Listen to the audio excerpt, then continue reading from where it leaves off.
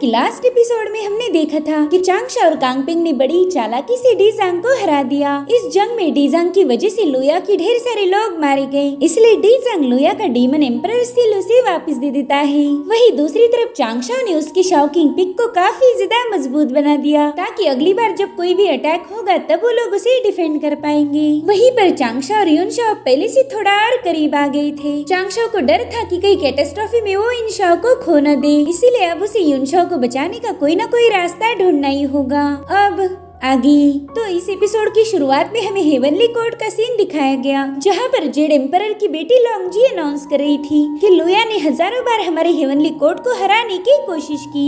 उसने अपनी demon army को ट्रेन करते हुए कई सारे इवल ट्रेजर को रिफाइन किया, जिसकी मदद से वो विच क्लैन को बर्बाद करने वाला था। साथ ही साथ उसने ह्यूमन सेक्ट पर भी अटैक कर दिए, इसलिए अब हमारे हेवनली कोर्ट को हेवनली मैंडेट को फॉलो करना ही होगा ताकि हम अर्थ एंड हेवन को प्रोटेक्ट कर पाए। तो आज हेवनली कोर्ट अपनी सभी डिपार्टमेंट को हुक्म देता है कि जल्द से जल्द लोया को पकड़ा जाए, उसे हेवनली कोर्ट में पेश किया जाए, जिसके बाद मैं उसकी सजा तय करूंगी। वेली हेवनली कोर्ट का आदेश लोया तक भी पहुंच चुका था, मगर वो तो उसे बिल्कुल सीरियसली नहीं लेता। वो कह रहा था कि ये तो बस हेवनली कोर्ट की एक चाल है ताकि मैं अपने अड्डे से बाहर आ जाऊँ। वो तो अब बिल्कुल नहीं चाहती कि मैं कहीं पर छुप कर उनके खिलाफ प्लानिंग करता रहूँ। तो लोया का कमांडर उसे बताने लगा कि एम्परर वो वाटर गॉड काफी ज्यादा शातिर है। इस बार तो उसने हेवनली ट्रूप्स को भी जमा किया था। इतना ही नहीं, उसने हेवनली कोर्ट में भर्ती भी शुरू कर दी है, जिसके चलते ढेर सारे पावरफुल कल्टिवेटर्स ने उस आर्मी को ज्वाइन किया। मैंने कभी सपने में भी नहीं सोचा था कि हेवनली कोर्ट इस तरह से प्लानिंग करेगा।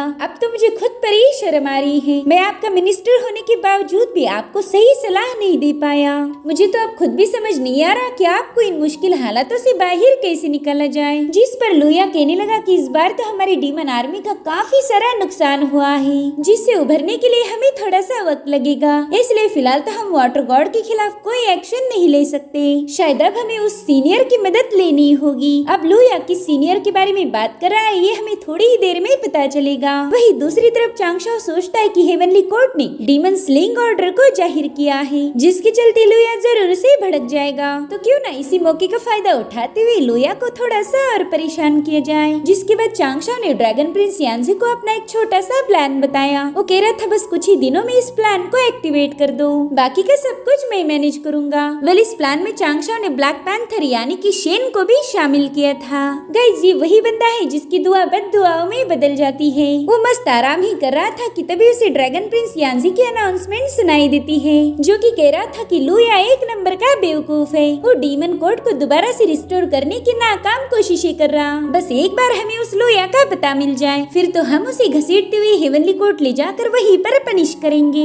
इस अनाउंसमेंट से शेन काफी ज्यादा डर गया था। वो कहता है अरे बाप रे, मेरे सीनियर लोया तो मुसीबत में है। मैं दुआ करता हूँ कि वो इस मुश्किल वक्त को आसानी से झेल पाए। सीनियर लोया आप जहाँ कहीं भी हो बस सेफ रहो। वहीं दूसरी तरफ लोया एक बादल पर सवार होकर बड़ी आसानी से आगे बढ़ रहा था, लेकिन जैसे ही उसे शेन की दुआ मिली उसके पाँव के नीचे का बादल खिसक गया, जिसके चलते लोया सीधा आसमान से जमीन पर आकर पटक जाता है। वहीं पर शेन खुद के मुँह पे थपड़े लगाते हुए कहने लगा कि पता नहीं मेरे मुंह से निकली हुई हर एक बात उल्टी कैसे पड़ जाती है। मैं तो चाहकर भी अपने मुंह को बंद नहीं कर सकता। वहीं दूसरी तरफ लोया भी सोच रहा था कि अचानक से मेरे साथ क्या हो गया। आखिर जो कोई भी पनौती है वो मेरा पीछा क्यों नहीं छोड़ती। एक तो ये मेरे कॉस्मिक साइकिल की गलती हो सकती है या फिर मेरे डीमन क्लैन के बदनसीबी की।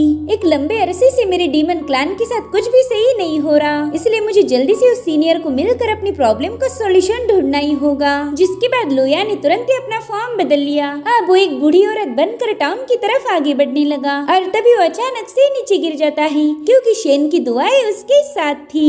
थोड़ी देर बाद लोया एक बंदे के पास पहुंच गया, जो कि फ्यूचर बताने का काम करता था। लोया को लगता है कि यही वो बंदा है जिसकी उसे तलाश थी, मगर लोया का अंदाजा बिल्कुल गलत निकला। वहीं पर वो फॉर्चून टेलर लोया को देखते ही उसे उसका फ्यूचर बताने लगा। वो कहता है कि आगे चलकर तुम्हारी जिंदगी में बहुत सारी मुश्किलें आने वाली है। वो एक ऐसा डिजास्टर है जो कि तुम्हें पूरी तरह से बर्बाद कर देगा। जो सुनते ही लुया कहता है हाँ मैं ये अच्छे से जानता हूँ, इसलिए तो मैं सीनियर का गाइडेंस लेने आया हूँ। अब लुया की ऐसी बातें सुनकर वो फॉर्चून टेलर थोड़ा सा डर गया। लुया कहता है सीनियर प्लीज हमारे पुराने रिश्तों के बारे में थोड़ा सा याद करने की कोशिश करो, इस बार मुझे आपकी गाइडेंस की सख्त जरूरत है। मगर उस बंदे ने लुया को पहचानने से इनकार कर दिया, जिसके चलते अब लुया काफी ज्यादा भड़क गया था। वो कहने लगा कि मेरा क्लैन बर्बादी की कगार पर है, तो क्या आप उन्हें बचाने की जरा भी कोशिश नहीं करोगे? लुया की उस डिमोनिक ऑरा को देखकर वो फॉर्चून टेलर बेचारा डर के मारे कांपने लगा। लुया भी उसे फुल टू डराने की कोशिश कर रहा था और तभी उन दोनों को एक बंदे की आवाज आई। दरअसल वो इस होटल का कुक था। वो लुया से कहता है माय लॉर्ड प्लीज थोड़ा सा वेट करो, अभी भी 2 टेबल पर खाना सर्व करना बाकी है। एक बार मैं उन लोगों को पेट भर के खाना खिलाओ, फिर मैं पूरी तरह से फ्री हो जाऊंगा। लुया को तो ये सुनकर शौक ही लग गया। वो जिस सीनियर की तलाश में आया था वो एक होटल में खाना पकाता है। अब खाना बिना पकाने के बाद वो सीनियर लुया से मिलने पहुंच गए। वो लुया को बता रही थी कि मैंने तुम्हारे फादर यानी कि डीमन एम्परर को सर्व किया था, मगर डीमन कोड तबाह होने के बाद सब कुछ गलत होने लगा, इसलिए मैं अब उस दुनिया से काफी दूर आ चुका हूँ। यहाँ पर मैं फॉर्चून टेलिंग के काम के साथ साथ खाना पकाने का भी काम करता हूँ और यकीन मानो इसमें काफी ज्यादा सुकून है। जिस पर लुया कहता है कि सीनियर प्लीज आप इस सुकून को थोड़ा सा साइड में रखकर मेरी मदद कीजिए, मेरा डीमन क्लैन बर्बादी की कगार पर है, अगर उन्हें सही से रास्ते पर लाना है तो मुझे आपके गाइडेंस की जरूरत होगी। जिस पर वो सीनियर जवाब देते हुए कहने लगे कि अब काफी कुछ हो चुका है, मुझे तो ये लगा था कि तुम तो बस सर्वाइवल के बारे में मुझसे पूछना चाहते हो, मगर तुम तो एक बार फिर से जंग करने की फिराक में हो, प्लीज यहाँ से वापस चले जाए, मैं आपकी कोई मदद नहीं कर सकता। जिस पर लुया कहता है सीनियर आपकी बातों से तो मुझे ऐसा लग रहा है कि आपने मेरी मौत को पहले ही देख लिया, प्लीज मुझे बताएं क्या मेरे साथ कुछ बुरा होने वाला है? तो मास्टर अपनी पावर का यूज करते हुए लुया के फ्यूचर को देख लेता है जिसमें सिर्फ और सिर्फ तबाही थी। तो मास्टर लुया को इसके बारे में बता देते हैं। लुया तो ये सुनकर काफी ज्यादा परेशान हो गया। वो कहता है कि वो वाटर गॉड हर एक कोशिश कर रहा है जिससे मेरा नुकसान हो जाए, वो मेरे साथ साथ हमारे डीमन कोड को भी डिस्ट्रॉय कर देगा, इसलिए प्लीज मेरी मदद करो, मैं उस वाटर गॉड के हाथों मरना नहीं चाहता। जिस पर वो सीनियर कहने लगे कि मैंने ऐसी हजारों रेसेस को विटनेस किया है जो कि विच क्लैन के खिलाफ थी, तो उन्होंने हमारे डीमन कोड को एस्टेब्लिश करने में हमारी मदद की। बुझाऊ माउंटेन पर हुई जंग में उन रेसेस ने विच क्लैन के खिलाफ हमारा साथ दिया। उस जंग में विच क्लैन और डीमन कोड का भारी नुकसान हो गया और उसी दिन से डीमन कोड की तबाही शुरू हो गई। जिन भी लोगों ने डीमन कोड को दोबारा से रिस्टोर करने की कोशिश की वो एक तो एक मारे गए या फिर किसी का गुलाम बन गए। इसलिए मैं आपको सलाह देता हूँ कि पास्ट में जो कुछ भी हुआ उसे भूल जाए, आपके लिए तो सर्वाइवल ही सबसे ज्यादा इम्पोर्टेंट होना चाहिए। मगर लुया को उनकी बात जरा भी पसंद नहीं आती। वो कहने लगा कि उस वाटर गॉड की चालबाजी की वजह से मेरे हजारों डीमन मारे गए और अब तो उस हेवनली कोर्ट ने डीमन स्लेइंग का आदेश भी जारी किया है। अगर ऐसा ही चलता रहा तो हमारी डीमन रेस पूरी तरह से खत्म हो जाएगी। तो आप ही मुझे बताओ कि मैं अपनी रेस को मरता हुआ छोड़कर पीछे कैसे हट सकता हूँ? प्लीज मेरी मदद करके मेरे डीमन क्लैन को बचा लीजिए। लुया की बातों से वो सीनियर काफी ज्यादा इमोशनल हो गए। उन्हें पास के कुछ इवेंट्स याद आ रही थी जब लुया काफी ज्यादा छोटा था। लुया की माँ उनसे कह रही थी कि मेरे 9 बच्चे जंग में मारे गए, अब बस मेरे पास लुया ही बचा है। मगर लुया की किस्मत में भी 3 तरह की लाइफ एंड डेथ क्राइसिस लिखी गई है, इसलिए मैं उम्मीद करती हूँ कि आप मेरे लुया को प्रोटेक्ट करोगे। अगर आपने इन क्राइसिस से मेरे लुया को बचा लिया तो मैं ही हमेशा आपकी शुक्रगुजार रहूंगी। प्लीज मेरे बच्चे को मरने मत देना। जिस पर वो सीनियर कहने लगा कि मैंने अपनी पूरी लाइफ आपको सर्व किया है, एक बार आपने इस मिनिस्टर की जान बचाई थी, इसलिए मैं भी आगे चलकर लुया की मदद जरूर करूंगा। जिसके बाद वो सीनियर डीमन कोर्ट छोड़कर हमेशा हमेशा के लिए चले गए। अब कहानी दोबारा से प्रेजेंट टाइम में आ जाती है। वो सीनियर लुया की मदद करने के लिए राजी हो गए थे। वो कहते कि तुम्हारी माँ का मुझ पर एक एहसान था जिसे मुझे किसी भी कीमत पर चुकाना होगा। ये सुनकर लुया इवल स्माइल करने लगा, यानी कि ये बंदा बस लोगों को इमोशनली ब्लैकमेल करके अपनी साइड कर लेता है। अब अगले सीन में हमें ढेर सारे डीमंस दिखाए जाते हैं जो कि लुया की मीटिंग को अटेंड करने पहुंच चुके थे। वो कहता है कि उस हेवनली कोर्ट ने विच क्लैन और डाओ सेक्ट को छोड़कर बस हम पर ही निशाना साधा। उन लोगों ने हमारे डीमन क्लैन को हमेशा सप्रेस किया है और हम डीमन क्लैन वाले खामोशी से ये सब सहते रहे, लेकिन इस बार तो हेवनली कोर्ट ने हद पार कर दी है। उन्होंने हमारे डीमन कोर्ट को डिस्ट्रॉय करने के लिए डीमन स्लेइंग का ऑर्डर दे दिया। इसलिए मैं लुया डीमन कोर्ट का प्रिंस होने के नाते ये ऐलान करता हूँ कि आज के बाद हमारा डीमन कोर्ट हेवन की किसी भी कमांड को फॉलो नहीं करेगा। हमारा डीमन डीमन क्लैन पहले भी आजाद था और वो हमेशा आजाद रहेगा। हम पर हेवनली कोर्ट अपना हुक्म नहीं चला सकता। डीमन आर्मी तो लोया की इस अनाउंसमेंट से काफी ज्यादा खुश हो गई। वहीं पर चांगशा को लोया की इस ऑर्डर के बारे में जब पता चला तब वो अपनी आंखें घुमाते हुए कहने लगा कि लोया तुम तो ऐसे बात करते हो मानो हमेशा हेवन का हुक्म मानते आए हो। भाई तूने तो आज तक हेवनली कोर्ट की एक भी ऑर्डर को नहीं माना, इसलिए तू आजादी की बातें कर ही मत। भाई अगर सच बताओ तो तेरे जितना आजाद कोई नहीं। वहीं पर हेवनली कोर्ट के लोग चांगशा से कहने लगे कि वाटर गॉड देखो उस लोया ने भी अपना एक ऑर्डर जारी किया, तो अब हमें भी उन डीमंस पर अटैक करने का हुक्म दीजिए। जिस पर चांगशा बता रहा था कि डीमन कोर्ट अब डिवाइड हो चुका है। कई सारे डीमन क्लैन एक दूसरे से अलग हो गए और वो इतनी आसानी से यूनाइट नहीं होंगे, लेकिन अगर अब हमने उन पर अटैक किया तो बड़ी ही तेजी से यूनाइट हो जाएंगे और फिर उस ग्रेट बैटल में हमारे हजारों सोल्जर्स मारे जाएंगे। अगर हम उस जंग में फतेह भी हासिल करें तो भी हमारा भारी नुकसान होगा। साथ ही साथ डीमंस को हमारी हेवनली कोर्ट की पावर के बारे में पता चल जाएगा और हेवन करे ऐसा ना हो, लेकिन अगर हम जंग हार गए तो हमारी ऑथोरिटी चली जाएगी। वो लोग हमारी हेवनली कोर्ट को डिस्ट्रॉय करके यहाँ पर डीमन कोर्ट को एस्टेब्लिश करेंगे। अब ये सारी बातें सुनकर वो बंदा तुरंत ही चांगशाओ से माफी मांगने लगा। तभी चांगशाओ कहता है कि भले डीमंस हमारे हेवनली कोर्ट के आदेश को नहीं मानेंगे, मगर हमारे ऊपर है हेवनली वे। और जैसा कि आप सभी को पता है कि हेवनली वे हम सबका बाप है, तो बाप के खिलाफ कोई भी नहीं जा सकता, ना ही लोया और ना ही मैं। हेवनली वे ने आप सभी को डिवाइन पोजीशन से बहाल किया है, तो क्यों ना आप उसी हेवनली वे की पावर का यूज करके डीमंस को तंग करो। जैसे कि थंडर का देवता उनकी कर्मा के लिए उन्हें पनिश कर सकता है। अगर उन पर 2-4 थंडर स्ट्राइक फेंक के मारी तो वो लोग कांपने लगेंगे। साथ ही फिनांस का देवता उनके हिसाब किताब में गड़बड़ी कर सकता है। और तभी एक बंदा सामने आकर बताने लगा कि मैं विंड डिपार्टमेंट का इंचार्ज हूँ, तो जहाँ पर डीमन क्लैन की मीटिंग्स होती है मैं उस जगह की हवा को ही बंद कर दूंगा। वो लोग तो सांस लेने के लिए भी तड़प जाएंगे। तभी एक बंदी चांगशाओ को बताने लगी कि मेरे पास वेदर का डिपार्टमेंट है, मैं एक चुटकी में मौसमों को बदल सकती हूँ, तो मैं डीमन क्लैन के ऊपर कुछ ऐसी सेटलमेंट कर सकती हूँ जिससे वहाँ पर दिन में कड़ाके की धूप हो और रात में कड़ाके की ठंड हो। चांगशाओ ये सारी बातें सुनकर काफी ज्यादा खुश होने लगा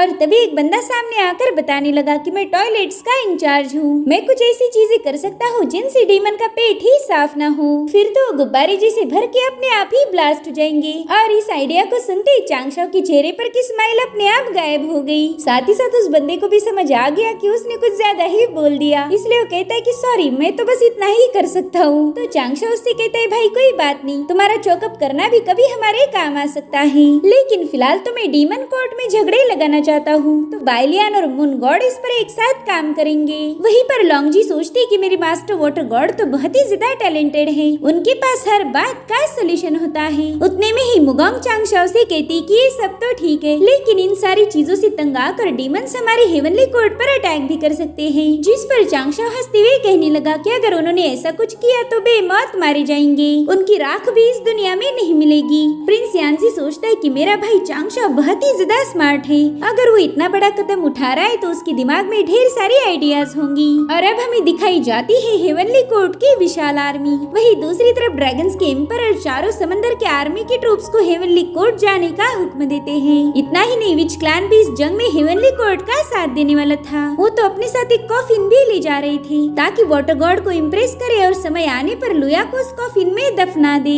और अब हमें एक जंग का सीन दिखाया गया। वेले झगड़े डीमन क्लैन के ही दरमियान हो रहे थे। वो लोग आपस में ही फाइट करके एक दूसरे को खत्म करने लगे। अब इस सारे प्रॉब्लम्स लेकर लोया सीधे उस सीनियर से मिलने चला गया। वो कह रहा था कि हमने जल्दी हेवनली कोर्ट पर अटैक लॉन्च कर देना चाहिए, वरना मेरे डीमन तो आपस में ही लड़ के मारे जाएंगे। जिस पर वो सीनियर कहने लगे कि फिलहाल हम वाटर गॉड पर कोई अटैक नहीं करने वाले, उसे ऐसा लगना चाहिए कि हम लोग पीछे हट चुके हैं। जब एक बार वो रिलैक्स हो जाए फिर हम उन पर अटैक कर देंगे। वाटर गॉड पर हमला करने का बस वही एक परफेक्ट टाइम रहेगा। इधर चांगशाओ भी अपने सीनियर महान सेंट जुयान से मिलने गया था। वो उन्हें बताता है कि लोया हमेशा जैसे रिएक्ट नहीं कर रहा, इस बार वो काफी ज्यादा खामोश है। मेरे ख्याल से जरूर से उसे कोई गाइड कर रहा होगा। मेरे पास डीमंस को हराने का फुल प्रूफ प्लान है, मगर वो तो तभी काम आएगा जब लोया कोई बगावत करेगा। लेकिन वो बंदा तो इस बार कुछ कर ही नहीं रहा। उसने हेवन की हर एक ऑर्डर को डिसऑबे तो किया, मगर कोई झगड़े नहीं किए। और मैं सच बताऊं तो लोया का ये नेचर है ही नहीं। जहाँ तक मैं उसे जानता हूँ वो एक सीधा सिंपल डीमन है।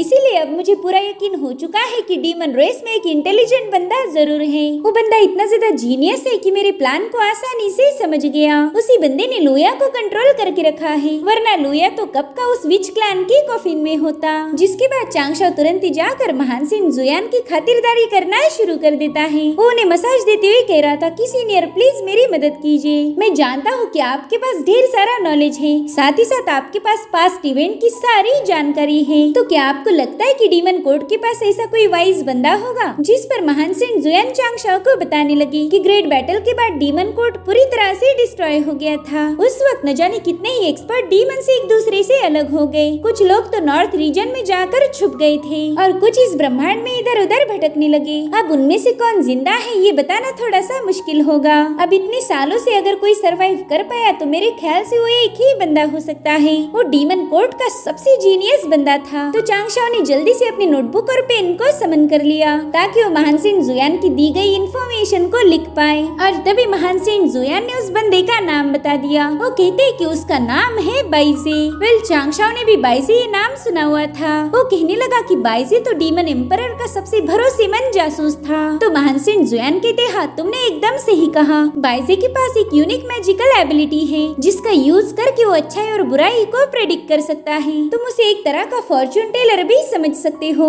लगभग 2 बार मेरी उससे मुलाकात हुई थी। मैंने हर बार उसे मारने की कोशिश की लेकिन वो बंदा तो बड़ी आसानी के साथ भाग जाता है। वो एक ऐसा डीमन मार्शल है जो अपनी कर्मा को आसानी से अवॉइड कर सकता है और इसी कार्मिक कॉन्सिक्वेंसेस को अवॉइड करते हुए वो डीमन विच वॉर में जिंदा बच गया। जिसके बाद महान सिंह जुयान जाकर चांगशाओ के नोट्स चेक करते हैं। उन्हें लग रहा था कि चांगशाओ ने कुछ पते की बातें लिखी होगी, मगर चांगशाओ ने तो वहाँ पर बकरे की ड्राइंग बनाई थी जो कि बिल्कुल भी बकरे जैसी नहीं लगती। वो कह रहा था सीनियर इस बंदे को मारने में आप मेरी मदद कीजिए वरना वो बंदा आगे चलकर हमारी हेवनली कोर्ट के लिए सबसे बड़ा खतरा बनेगा। तो महान सिंह जुयान कहते ठीक है हम दोनों मिलकर काम करेंगे, लेकिन वो बंदा हद से ज्यादा चालाक है इसलिए उसके साथ डील करने के लिए मुझे थोड़ा सा वक्त चाहिए ताकि मैं एक अच्छा सा प्लान बना पाऊँ। जिस पर चांगशाओ कहने लगा कि मैं बाइजे की इनयांग रिवर्सल टेक्निक का यूज करते हुए उसे एक ट्रैप में फंसा सकता हूँ। हम उसी के एबिलिटी का फायदा उठाते हुए उसे कैप्चर कर लेंगे। वही दूसरी तरफ बाइजे ने लुया को एक स्ट्रेटेजी थमा दी थी।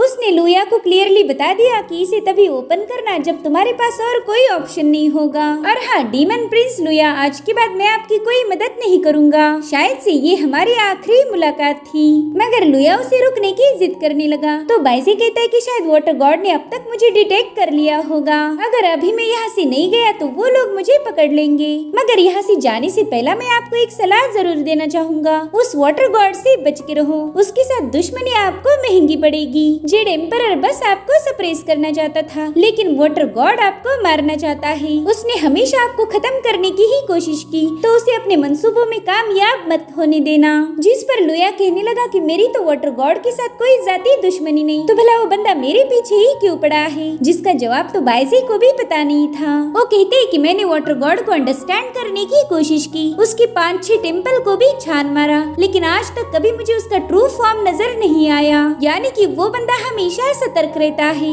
भले ही वो खुद जंग नहीं करता लेकिन उसके तरीके काफी ज्यादा भयानक है। एक इंसान का सबसे बड़ा वेपन होता है सब्र, जो कि उस वाटर गॉड में कूट कूट के भरा हुआ है। देखो ना, जब तुमने और जिंगचेन ने मिलकर फोर्सिस आइस को ब्रेक करने की कोशिश की तब जिंगचेन मारा गया और तुम बुरी तरह से घायल हो गए। जिसके बाद डीजांग और लीबाई ने मिलकर अफेयर्स के रूमर फैलाए, मगर उसमें भी वो दोनों ही फंस गए थे। उस वक्त तो वाटर गॉड ने सिर्फ आधे दिन के अंदर ही तीनों सेक्ट को जमा किया और वो सभी लोग मिलकर जीफांग टाओइज्म के सामने धमक गए। उसका नतीजा ये निकला कि जीफांग टाओइज्म के सेंट जुंटी को सबसे माफी मांगनी पड़ी। जुंटी की इतनी भयानक इंसल्ट आज तक कोई नहीं कर पाया, जो कि वाटर गॉड ने बिना कुछ करे ही कर दी। जिस पर लुया कहने लगा कि आप तो उस वाटर गॉड की कुछ ज्यादा ही तारीफें कर रहे हो, आपको जितना लगता है वो बंदा उतना ज्यादा भी समझदार नहीं। तो बाइजे कहता है कि तुम वाटर गॉड को बिल्कुल हल्के में लेने की गलती मत करो, वो बंदा 500 सालों से कल्टीवेट करता आ रहा है। अब ये सुनकर लुया काफी ज्यादा चौंक गया, क्योंकि उसे पता था कि वाटर गॉड की उम्र इतनी हो ही नहीं सकती।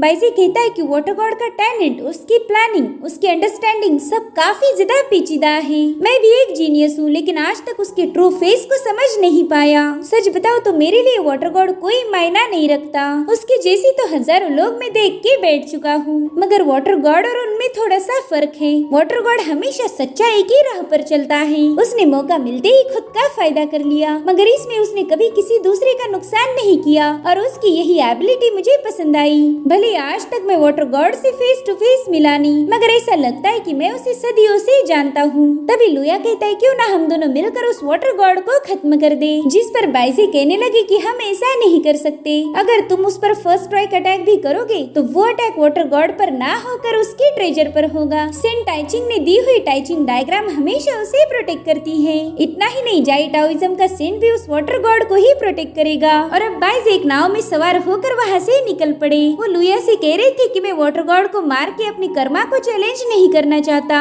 तुम्हारी सारी परेशानियों का हल उस स्क्रॉल में है, लेकिन एक बात हमेशा याद रखना, तुम डीमन कोड को दोबारा से रीएस्टैब्लिश नहीं कर सकते। तो इस डीमन कोड के जुनून को अपने सिर से उतार दो, तभी जाकर तुम्हारे सर्वाइवल के चांसेस है। इस बार मैंने तुम्हारी मदद करके तुम्हारी माँ ने किया हुआ एहसान चुका दिया है। शायद अब दोबारा हमारी कभी मुलाकात ना हो, इसलिए तुम अपना ख्याल रखना। तो इस तरह से लुया एक बार फिर से अकेला पड़ गया और इसी के साथ एपिसोड यहीं पर एंड हो जाता है। Thank you so much for watching. Bye bye.